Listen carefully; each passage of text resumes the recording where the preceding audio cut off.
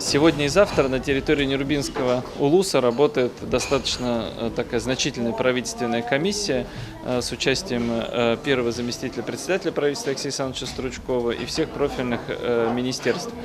Цель нашего визита мы несколько преследуем. Первое и главное, из-за чего мы запланировали, это та работа по развитию сети социальных учреждений, которая сейчас ведется.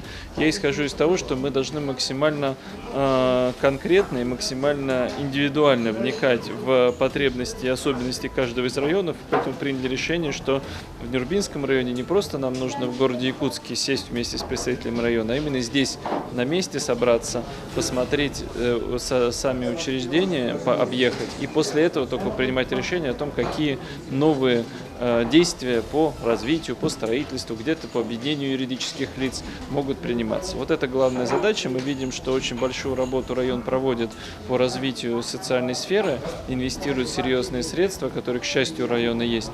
Но нам важно увязать это с деятельностью республики, чтобы программа носила комплексный характер, и чтобы те инвестиции, которые осуществляются, приводили к качеству образования, к качеству здравоохранения, к качеству услуг в сфере культуры и спорта. Вот это то, о чем мы договорились. До сентября эта работа будет завершена совместно районом и нашими республиканскими министерствами. И после этого уже в плановом режиме этапно мы будем ее реализовывать.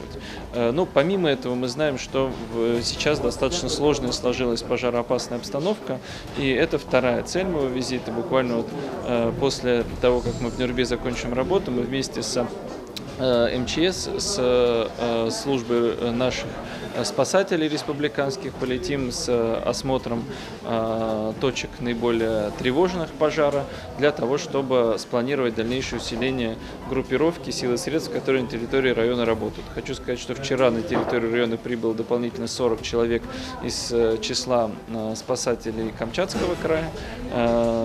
Мы ожидаем прибытия сегодня, что в Мирный прибудет самолет Ил-76, специализирующийся на тушении. Это наиболее эффективное сейчас воздушное судно для тушения пожаров. И в зависимости от погоды, либо сегодня, либо завтра приступит к тушению пожаров в Нерубинском и Сунтарском районах.